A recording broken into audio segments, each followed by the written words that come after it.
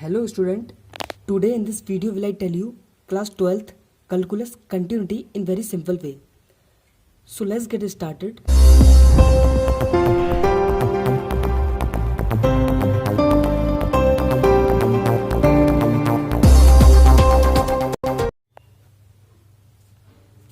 तो ये है सातत्य। सातत्य को इंग्लिश में हम कंटिन्यूटी कहते हैं। सातत्य का मतलब होता है सतत और कंटिन्यूटी यानी कि इसको नाम से ही लग रहा होगा कंटिन्यूटी यानी कि कंटिन्यूअस। तो सातत्य को कहते हैं सतत और कंटिन्यूटी को कहते हैं कंटिन्यूअस। ओके, तो हम परिभाषा देख लेते हैं एक बार इसकी, तब चलते हैं। तो परिभाषा क्या है? यदि एफ वास्तविक संख्याओं के किसी उप समुच्चय में परिभाषित एक वास्तविक फलन है और एफ के प्रांत ए एक बिंदु है तो एफ बिंदु ए का सतत कहलाता है। यानी कि यहाँ पे ध्यान दीजिए कि एफ क्या है? एक रियल नंबर है, वास्तविक संख्या है। यानी कि जो एफ होगा वही उसका जो आंसर निकलेगा वो वास्तविक ही निकलेगा। और बिंदु होगा उसके प्रांत जो बिंदु ए होगा उसका एफ ए का संतत कहलाएगा। तो पहले एक उदाहरण समझते हैं, उसके बाद परिभाषा अच्छी समझ आएगी। उदाहरण क्या है? मान लीजिए कोई छात्र है जो 4 घंटे से लगातार पढ़ रहा है बिना आराम किए। कोई आराम नहीं कर रहा वो, तो उसको क्या कहेंगे? कंटिन्यूस पढ़ रहा है वो। या फिर कोई आदमी है जो सुबह से किसी काम को लगातार कर रहा है तो उसको हम क्या कहेंगे? कंटिन्यूस कर रहा है। कंटिन्यूस कर रहा है ना। तो इन उदाहरणों से हमें ये समझ आता है कि किसी काम को कंटिन्यूस करना उसे ही हम क्या कहते हैं? कंटिन्यूटी कहते हैं।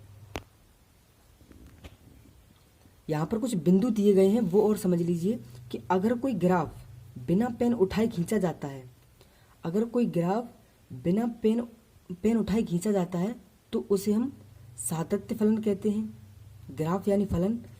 और अगर कोई ग्राफ को बनाने में अगर पेन उठाना पड़े तो उसे हम असंतत कहते हैं यानी कि डिसकंटिन्यूटी कहते हैं। ठीक है जी। अब हम समझते हैं एक ऐसे एग्जाम्पल से जिससे कंटिन्यूटी बनी है। हम एक एग्जाम्पल को देखते हैं कि अगर कोई मनुष्य भोपाल से दिल्ली जाता है, अगर कोई लड़का है जो भोपाल से दिल्ली जा रहा है तो उसके साथ जो घटना घटित होगी ना उसे ही हम संतत और असंतत कहते हैं। क्या है कि ये मान लीजिए ये भोपाल है और ये है दिल्ली, तो वो भोपाल से दिल्ली जो रूट, ये मान लीजिए रूट है ये, ठीक है। तो अगर हम पता लगाएं कि वो संतत, एक बात और बता दूं मैं आपको जी, कंटिन्यूटी का यूज हम डेली लाइफ में भी करते हैं। डेली लाइफ में भी करते हैं। जैसे कि अगर वो दिल्ली गया तो दिल्ली में उसके दोस्तों ने उससे पूछा कि आप भोपाल से दिल्ली सतत आए, तो वो कैसे पता लगाएगा कि सतत आए? अगर वो जी मान लीजिए झांसी है, वो 2 स्टॉप हैं इसके। जब वो भोपाल से दिल्ली गया था तो 2 स्टॉप आए थे, एक झांसी था एक आगरा था। अगर वो झांसी में अगर ट्रेन बदल देता, जैसे ट्रेन यहाँ पे बदल के और तब वो जाता दिल्ली, तो वो डिसकंटिन्यूड था। अभी वो एक ही ट्रेन में आया है तो वो कंटिन्यूस आया, यानी कि कंटिन्यूटी सतत है, वो सतत आया है। ठीक है, तो हम कैसे पता लगाएंगे वो सतत आया है? तो ये है बिंदु ए बिंदु है, मान लिया मैंने झांसी को ए बिंदु मान लिया है। तो वो रूट है, उसका जो रूट है वो एफ एक्स, यानी रूट को हम मान लेते हैं फलन। तो ए बिंदु यानी झांसी से पहले यानी लेफ्ट हैंड साइड वो किस ट्रेन में था, और झांसी के बाद यानी राइट हैंड साइड वो किस ट्रेन में था। अगर वो एक ही सेम ट्रेन में यानी एक ही ट्रेन में था तो हम कह सकते हैं वो संतत आया है। ए पर वो यानी कि झांसी पर वो संतत है। सच दैट अगर ऐसे ही आगरा में है सिमिलरली तो फिर हम कह सकते हैं कि वो सतत आया है दिल्ली। तो ये कैसे पता लगाएंगे? तो इसका कोई एक फॉर्मूला होता है, x tends to a minus f x बराबर limit x tends to a plus f x, और ये बराबर होना चाहिए एफ ए यानी उस बिंदु के, एफ ए बिंदु के।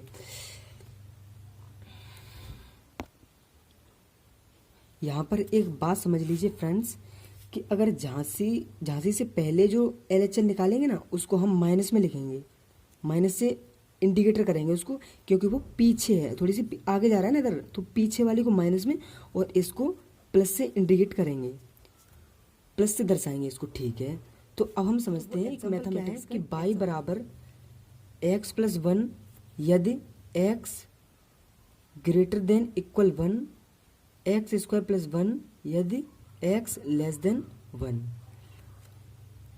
और x बराबर 1 पर सातत्य की जांच कीजिए। तो यहाँ पे ध्यान दीजिए एक बार। तो यहाँ पर हम एक इससे वो भोपाल और दिल्ली वाले एग्जाम्पल ही समझते हैं, क्योंकि ये एग्जाम्पल बहुत ही ज़्यादा इंपॉर्टेंट है। पूरी कंट्रीटी इस एग्जाम्पल में ही छुपी हुई है अगर आप ध्यान से देखें तो यहाँ पर ये कह रहा है x ग्रेटर देन 1, यानी x बड़ा हो। तो x क्या, ये बिंदु, मान लीजिए x a क्या होता है, a के रियल नंबर एफ ए के परंत यानी कि रियल नंबर है a, ठीक है।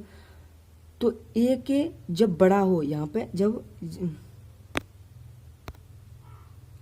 तो ये कह रहा है x greater than equal 1, greater यानी बड़ा, तो x ये x से बड़ा यानी कि इस साइड, तो इस साइड लिखेंगे हम x + 1, और इस साइड लेस देन यानी छोटा है, तो इस साइड लिखेंगे x² + 1, ठीक है। अब हमें ये समझ आ गया कि लेफ्ट हैंड साइड और ये लेंगे हम राइट हैंड साइड, ठीक है। तो राइट हैंड साइड हम ये वाला फलन लेंगे और लेफ्ट हैंड साइड ये वाला लेंगे, और इक्वल इसके बराबर भी तो यही है, यानी कि बराबर भी तो बराबर के लिए भी यही लेंगे, और लेस देन वो ग्रेटर देन के लिए भी यही लेंगे। तो अब इसे सॉल्व करते हैं। तो पहले हम पता करते हैं एफ ए पर, एफ ए यानी बीच इस वाले बिंदु पर पता करते हैं। तो x = 1, x → 1 यानी कि बनी लेंगे। जब बीच वाले बिंदु लेते हैं तो 1, तो हम प्लस और माइनस कुछ नहीं लेंगे, क्योंकि एक बीच वाले तो है, इस वाले प्लस माइनस लेते हैं। तो 1 फंक्शन लेंगे यहाँ पे x + 1, x की रखेंगे 1, तो 1 1 2। इसी तरह से हम टेकिंग LHL यानी अब लेंगे लेफ्ट हैंड साइड। तो लेफ्ट हैंड साइड में क्या है कि लिमिट fx x → 1 माइनस, अब ये माइनस इंडिकेटर माइनस ये दर्शा रहा है कि लेफ्ट हैंड साइड लेना है हमें। तो लेफ्ट हैंड साइड क्या था, लेफ्ट हैंड साइड था x² + 1, और फिर उसके करने के बाद ये माइनस फिर नहीं लगाना है, एक ही बार लगाना है। तो x² + 1, तो x की जगह रखना है 1, तो 1 1 2। सिमिलरली यहाँ पर भी करना है, टेकिंग RHL में यहाँ पर प्लस का चिन्ह लेना है, और लिमिट x + 1 और x की रखेंगे 1, तो आएगा 2। तो यहाँ पर हमारा LHS और RHS और FA यानी वो बिंदु तीनों एक ही आए हैं, 2 आए हैं। तो अतः हम कह सकते हैं कि x = 1 पर फलन संतत है। That is the theory. Thank you so much.